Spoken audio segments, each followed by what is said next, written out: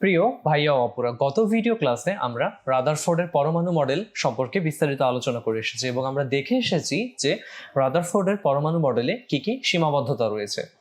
আজকে আমরা বোর পরমাণু মডেল নিয়ে আলোচনা করব। তাহলে চলো দেরি না করে শুরু করা যাক। আমরা দেখে এসেছিলাম যে রাদারফোর্ডের পরমাণু মডেলে কিছু সীমাবদ্ধতা বা ত্রুটি রয়েছে এবং এই সীমাবদ্ধতা এবং ত্রুটি দূর করার জন্যই পরবর্তীতে 1913 সালে বিজ্ঞানী নিলস বোর তার এই যে রাদারফোর্ডের পরমাণু মডেলগুলোতে যে সকল ত্রুটিগুলো ছিল সেগুলো সংশোধন করে 1913 সালে তিনি একটি মডেল প্রদান করেন, যেটা বোরের পরমাণু মডেল নামে পরিচিত।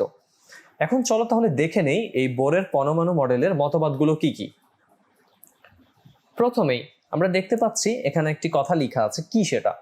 পরমাণুতে যে সকল ইলেকট্রন থাকে সেগুলো নিউক্লিয়াসকে কেন্দ্র করে ইচ্ছা মতো যে কোনো কক্ষপথে ঘুরতে পারে না। যেমন রাদারফোর্ডের মডেলে আমরা জানতামই না যে সেটা আসলে কিভাবে কোন ধরনের কক্ষপথে ঘুরছে। এখানে বলা হচ্ছে যে হ্যাঁ, এটা আসলে কোনো ইচ্ছে মতো কক্ষপথে ঘুরতে পারবে না। তাহলে কিভাবে পারবে? শুধু নির্দিষ্ট ব্যাসার্ধের কতগুলো অনুমোদিত বৃত্তাকার কক্ষপথে ইলেকট্রনগুলো ঘুরে বা পরিভ্রমণ করে। এর নির্দিষ্ট ব্যাসার্ধের অনুমোদিত বৃত্তাকার কক্ষপথগুলোকে অনুমোদিত কক্ষপথ বা প্রধান শক্তি স্তর বা কক্ষপথ বা শেল বা অরবিট বা স্থির কক্ষপথ বলে। দেখো অনেকগুলো নাম আমরা খেয়াল করব।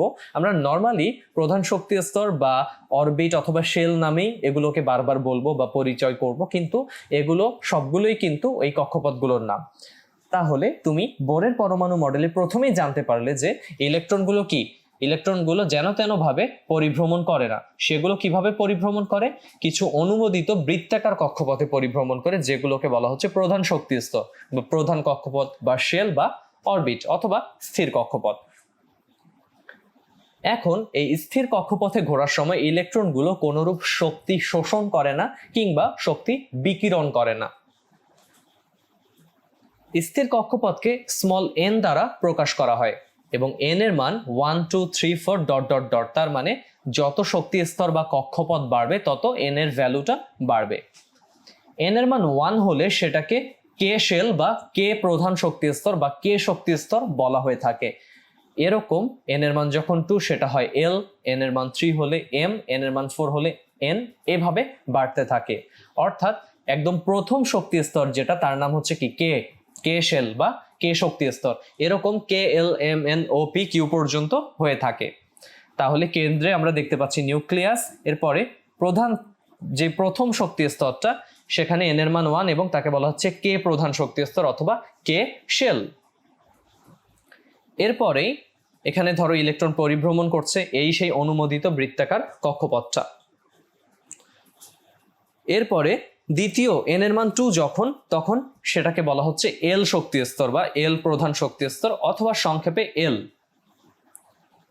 এরপরে এন এর মান যখন 3 সেটা হচ্ছে এম, এন এর মান যখন 4 সেটা হচ্ছে এন। এরপরে আরো বাড়তে পারে ও পি কিউ পর্যন্ত আমরা বলে থাকি যে শক্তি স্তর রয়েছে, প্রধান 7টি শক্তি স্তরের কথা। তাহলে তুমি বুঝতে পারছো যে বোরের পরমাণু মডেলটা অনুযায়ী এই ইলেকট্রনগুলো বৃত্তাকার কক্ষপথে পরিভ্রমণ করে এবং এই কক্ষপথগুলোর নাম রয়েছে। এন এর মান 1 2 3 4 অনুযায়ী যথাক্রমে কে এল এম এন ইত্যাদি অ্যালফাবেট দ্বারা ইত্যাদি লেটার দ্বারা তাদেরকে ইন্ডিকেট করা হয়ে থাকে। এখন তোমাকে যদি বলা হয় যে এম শক্তি স্তর, যে কোনো একটি পরমাণুর এম শক্তি স্তরে কতটি ইলেকট্রন রয়েছে, তার মানে তোমাকে জানতে হবে যে এম শক্তি স্তর আসলে কত নাম্বার শক্তি স্তর। তখন তুমি এন এর মান 1 2 3 করে বুঝতে পারবে যে এম হচ্ছে 3 নম্বর শক্তি স্তর বা কে কত নম্বর শক্তি স্তর, কে হচ্ছে প্রথম শক্তি স্তর।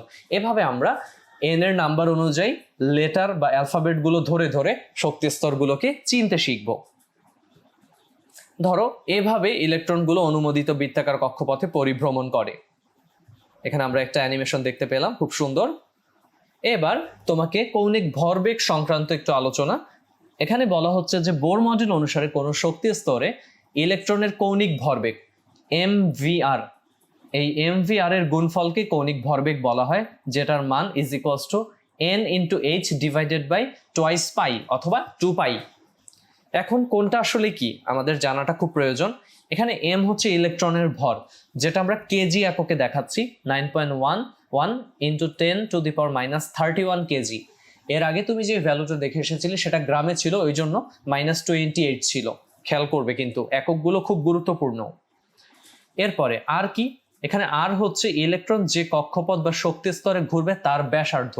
যেহেতু আমি এগুলোকে বৃত্তাকার কক্ষপথ বা শক্তি স্তর বলছি, তাদের কি একটা নির্দিষ্ট ব্যাসার্ধ রয়েছে, সেটাই হচ্ছে স্মল আর। এরপরে আসছে কি এখানে ভি। এখানে ভিটা কি?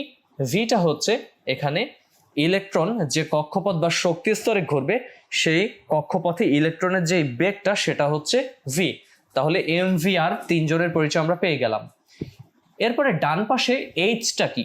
এইচটা হচ্ছে প্ল্যাঙ্কের ধ্রুবক। বিজ্ঞানী প্ল্যাঙ্কের নাম অনুসারে এটাকে প্ল্যাঙ্ক কনস্ট্যান্ট বা প্ল্যাঙ্ক ধ্রুবক বলা হয়ে থাকে। তার ভ্যালুটা হচ্ছে 6.626 × 10⁻34 metre square KG per second. এই যে ধ্রুবক মানগুলো এবং তাদের এককগুলো অবশ্যই তোমাদের মুখস্থ করে ফেলতে হবে। এরপরে সবশেষে আমরা এন এর মান বা এনটা কি আমরা জানি। এনটা হচ্ছে প্রধান শক্তি স্তর বা প্রধান কোয়ান্টাম সংখ্যা। ভাইয়া আপনি এতক্ষণ ধরে শক্তি স্তর বা শেল বা অরবিট বলে আসছিলেন, প্রধান কোয়ান্টাম সংখ্যা জিনিসটা কি? প্রধান কোয়ান্টাম সংখ্যাটা আমরা একটু পরেই আলোচনা করব, মানে বোর মডেলটার শেষে নতুন যে টপিকটা আসবে সেখানে আমরা কোয়ান্টাম সংখ্যা বা প্রধান কোয়ান্টাম সংখ্যা নিয়ে আলোচনা করব। আপাতত তুমি মনে রাখো যে প্রধান শক্তি স্তর বা এন এর মানগুলোকেই বলা হয় প্রধান কোয়ান্টাম সংখ্যা।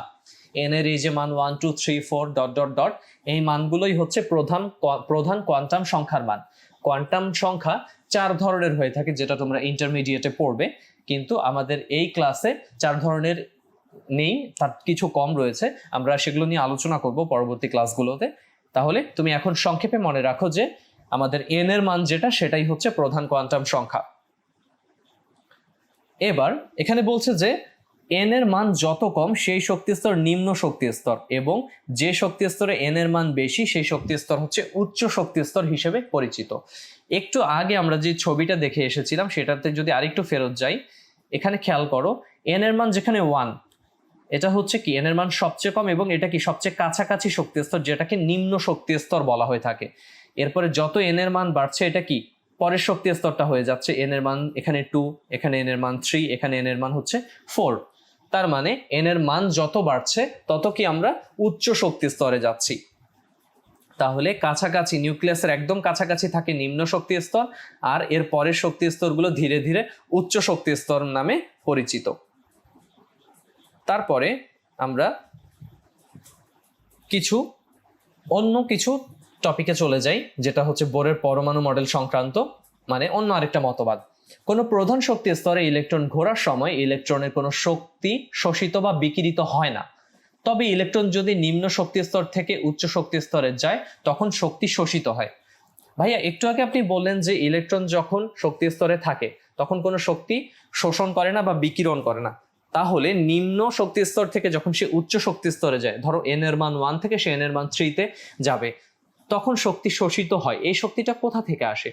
এই শক্তিটা বাহ্যিকভাবে তাকে প্রদান করা হয়, তখন সে সমপরিমাণ শক্তিটা শোষণ করে লাফ দিয়ে উচ্চ শক্তি স্তরে গমন করে।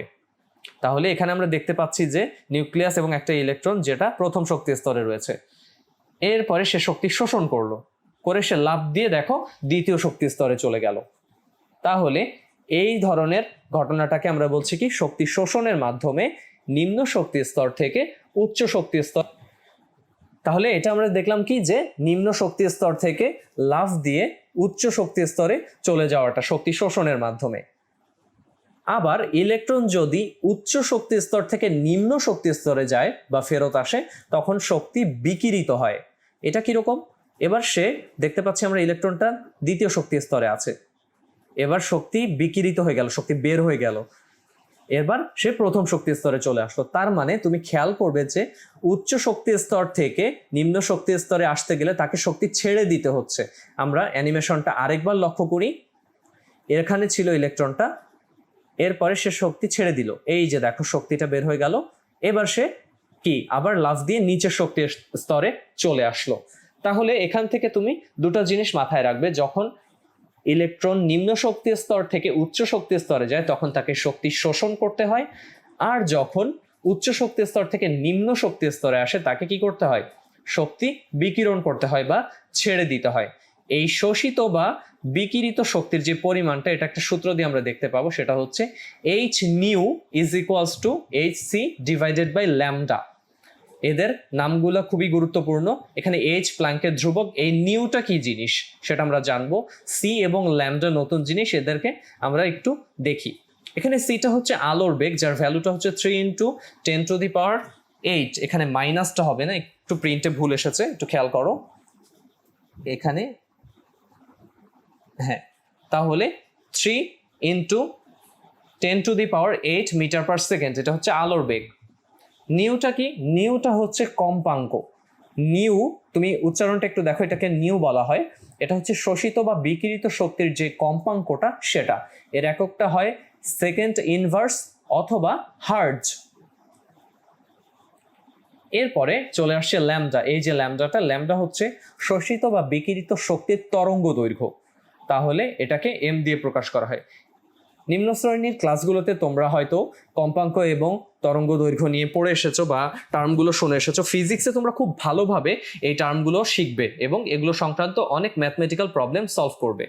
তাহলে আমরা বুঝতে পারলাম যে প্ল্যাঙ্কের ধ্রুবককে আমরা যদি ওই আলো, শোষিত বা বিকিরিত যে শক্তিটা, এখানে আলো প্রথমেই বলছিলাম, আলো সংক্রান্ত আলোচনা একটু পরেই আসছে, বর্ণালী সংক্রান্ত আলোচনা। তাহলে সেই কম্পাঙ্ক এবং প্ল্যাঙ্কের ধ্রুবককে গুণ করলেই আমি কি পাবো? কতটুকু শক্তি শোষণ করছে বা কতটুকু শক্তি বিকিরণ করছে। এটাকে আরেকভাবে প্রকাশ করা যায়, যেখানে প্ল্যাঙ্কের ধ্রুবককে আলোর বেগ দিয়ে গুণ করা হচ্ছে এবং ল্যামডা মানে ওই শোষিত বা বিকিরিত শক্তির তরঙ্গ দৈর্ঘ্য দিয়ে ভাগ করা হচ্ছে।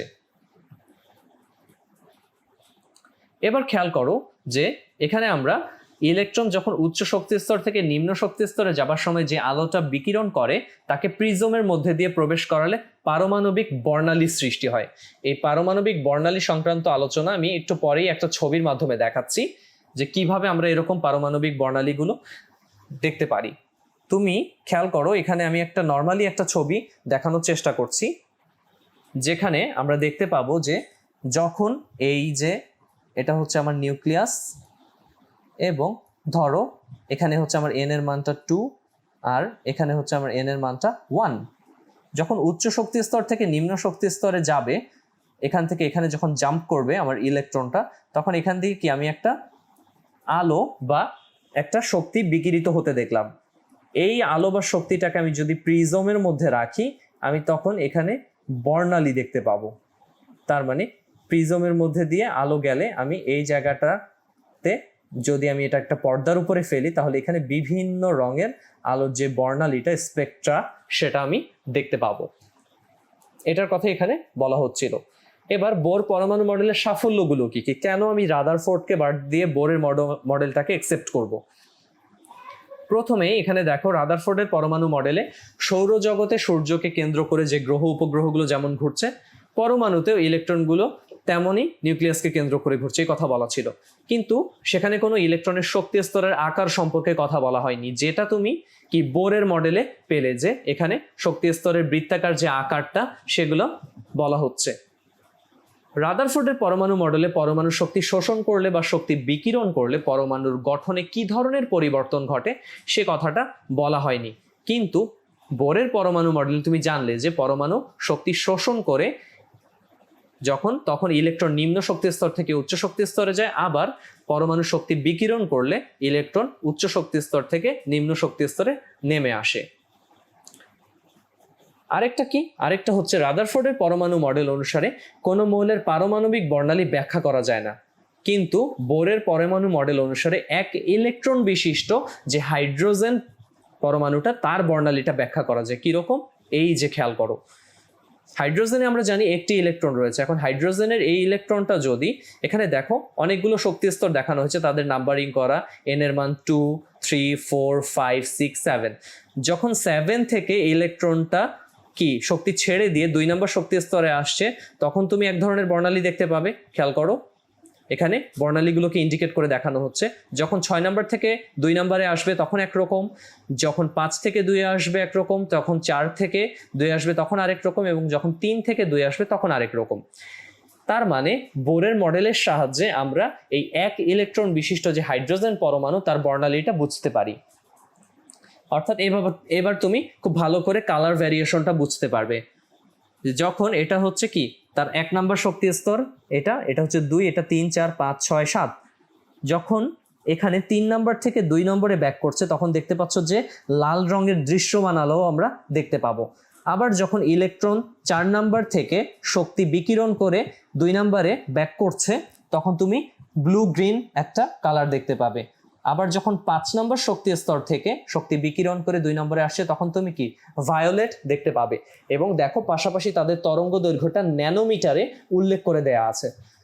এবং একটু আগে যে প্রিজমের কথা বলছিলাম আমরা পারমাণবিক বর্ণালীর কথা, ওই ঘটনাটাও কিছুটা সিমিলার। তাহলে তুমি এখন বুঝতে পারলে যে রাদারফোর্ডের মডেলে আমরা কি হাইড্রোজেন পরমাণুর বর্ণালী পাচ্ছি, যেটা কি বোরের মডেলে আমরা এরকম কি হাইড্রোজেন পরমাণুর বর্ণালীটা দেখতে পাচ্ছি, যেটা রাদারফোর্ডের মডেলে সম্ভবপর ছিল না। এবার আমরা বোরের মডেলের কিছু সীমাবদ্ধতাও রয়েছে, এগুলো একটু লক্ষ্য করি। অনেক তো আমরা সুবিধা পেলাম এবং রাদারফোর্ডের মডেলের চেয়ে আমরা বোরের মডেলকে বেশি প্রাধান্য দিলাম এবং গ্রহণযোগ্যতাও বেশি পেল। কিন্তু এই মডেলে কি কোনো সীমাবদ্ধতা নেই? হ্যাঁ, এখানেও সীমাবদ্ধতা রয়েছে। কি সেটা একটু খেয়াল করো। বোর মডেলের সাহায্যে 1 ইলেকট্রন বিশিষ্ট পারমাণবিক বর্ণালী ব্যাখ্যা করা যায় সত্যি, কিন্তু একাধিক ইলেকট্রন বিশিষ্ট পারমাণবিক বর্ণালী এটার সাহায্যে ব্যাখ্যা করা যায় না। তাহলে 1 ইলেকট্রন বিশিষ্ট আমরা হাইড্রোজেন পরমাণুর বর্ণালী দেখে আসলাম, তাই তো। এছাড়াও 1 ইলেকট্রন বিশিষ্ট বিভিন্ন আয়ন হয়, যেমন লিথিয়াম আয়ন কিংবা হিলিয়ামের ক্ষেত্রে অথবা বেরিলিয়ামের ক্ষেত্রে আমরা তাদের বর্ণালী দেখতে পাবো, সেটা আয়নিত অবস্থায়। আয়ন তার মানে আয়ন মানে হচ্ছে ইলেকট্রন ত্যাগ করার ফলে যেই অবস্থাটা সৃষ্টি হয় কোনো একটা পরমাণুর বা কোনো একটা মৌলের, সেটা নিয়ে আমরা পরবর্তী ক্লাসগুলোতে আলোচনা করব নিশ্চয়ই। এখন তুমি জেনে রাখো যে 1 ইলেকট্রন বিশিষ্ট কোনো পরমাণুর পারমাণবিক বর্ণালী শুধুমাত্র বোর মডেল দিয়ে ব্যাখ্যা করা যাচ্ছে, এর বেশি ইলেকট্রন থাকলে সেটা আমরা পারবো না ব্যাখ্যা করতে। এই পয়েন্টটা কিছুটা পরিচিত মনে হচ্ছে। রাদারফোর্ডেরও এরকম একটা সীমাবদ্ধতা মনে হচ্ছে না আমরা পড়ে এসেছি? হ্যাঁ, রাদারফোর্ডের সীমাবদ্ধতা ছিল যে একাধিক ইলেকট্রন বিশিষ্ট পরমাণুতে যে ইলেকট্রনগুলো কিভাবে পরিভ্রমণ করে সেটা রাদারফোর্ডের মডেল অনুযায়ী ব্যাখ্যা করা যেত না, কিন্তু বোরের মডেলে সেটা ব্যাখ্যা করা যায় যে কিভাবে একাধিক ইলেকট্রন থাকলে সেগুলো নিউক্লিয়াসের চারিদিকে পরিভ্রমণ করবে। আমরা এন এর মান মানে n KL M N shell অনুযায়ী দেখে এসেছি। কিন্তু আবার পারমাণবিক বর্ণালী ব্যাখ্যার ক্ষেত্রে রাদারফোর্ডের মডেল তো ছিলই না, বোরের মডেলে যতটুকু করা যায় সেটা হচ্ছে 1 ইলেকট্রন বিশিষ্ট পরমাণুর মডেলটা, তার যে পারমাণবিক বর্ণালী সেটা ব্যাখ্যা করা যায় বোরের মডেল অনুযায়ী, কিন্তু একাধিক ইলেকট্রনের গুলো যায় না। তার মানে বোরের অনুযায়ী সীমাবদ্ধতা হচ্ছে একাধিক ইলেকট্রন বিশিষ্ট পরমাণুর পারমাণবিক বর্ণালী ব্যাখ্যা করা যায় না, আর রাদারফোর্ডের তাতে একাধিক ইলেকট্রন বিশিষ্ট পরমাণুর ইলেকট্রনগুলো কিভাবে পরিভ্রমণ করে সেটা ব্যাখ্যা করা যায় না রাদারফোর্ডে। খেয়াল করবে দুটার মধ্যে সূক্ষ্ম পার্থক্য রয়েছে। বোরের পারমাণবিক মডেল অনুসারে এক শক্তি স্তর থেকে ইলেকট্রন অন্য শক্তি স্তরে যখন গমন করে তখন পারমাণবিক বর্ণালীতে একটি মাত্র রেখা দেখতে পাওয়ার কথা, ঠিক আছে? কালার যে রেখাটা সেটা বর্ণালী যে রেখাটা সেটা দেখতে পাওয়ার কথা, কিন্তু শক্তিশালী যন্ত্র দিয়ে যখন পরীক্ষা করা হয় তখন দেখা যায় যে প্রতিটি রেখা আসলে অনেকগুলো ক্ষুদ্র ক্ষুদ্র রেখার সমষ্টি।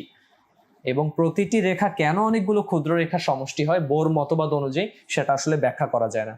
এটা একটু কমপ্লিকেটেড ধারণা, একটু জটিল ধারণা। আমি যদি খুব সংক্ষেপে ব্যাখ্যা করি, ধরো এটা হচ্ছে একটা বর্ণালীর রেখা, তো তার মানে তুমি বোরের পারমাণবিক মডেল অনুযায়ী এরকম একটা রেখা দেখতে পাওয়ার কথা বর্ণালীতে, কিন্তু তুমি এরকম না দেখে এরকম একাধিক সূক্ষ্ম সূক্ষ্ম রেখা দেখতে পাও, যেটার ব্যাখ্যা আসলে বোরের মডেলে দেয়া যায় না, যে কেন আসলে একটা রেখার বদলে পারমাণবিক বর্ণালীতে একাধিক সূক্ষ্ম সূক্ষ্ম রেখা দেখা যাচ্ছে। শুধুমাত্র তাই নয়, এই যে সূক্ষ্ম সূক্ষ্ম রেখাগুলো দেখতে পাচ্ছ, এখানে তুমি যদি চৌম্বক ক্ষেত্র বা বিদ্যুৎ ক্ষেত্র স্থাপন করো, এই সূক্ষ্ম রেখাগুলো আবার আরো কিছু সূক্ষ্ম রেখায় বিভাজিত হয়ে যায়, এরকম কিছুটা, যেগুলোকে জিম্যান প্রভাব বা স্ট্রাক প্রভাব বলে, যেগুলো আমরা পরবর্তী ক্লাসগুলোতে অর্থাৎ ইন্টারমিডিয়েটে উঠলে বুঝতে পারবো। তাহলে এটা গেল আরেকটা সীমাবদ্ধতা। এরপরে বোরের পরমাণুর মডেল অনুসারে পরমাণুতে শুধু বৃত্তাকার কক্ষপথ বিদ্যমান, এই কথাটা আমরা জানি, কিন্তু পরে প্রমাণিত হয়েছে যে পরমাণুতে ইলেকট্রন শুধু বৃত্তাকার কক্ষপথেই নয় বরং উপবৃত্তাকার কক্ষপথেও ঘুরে থাকে।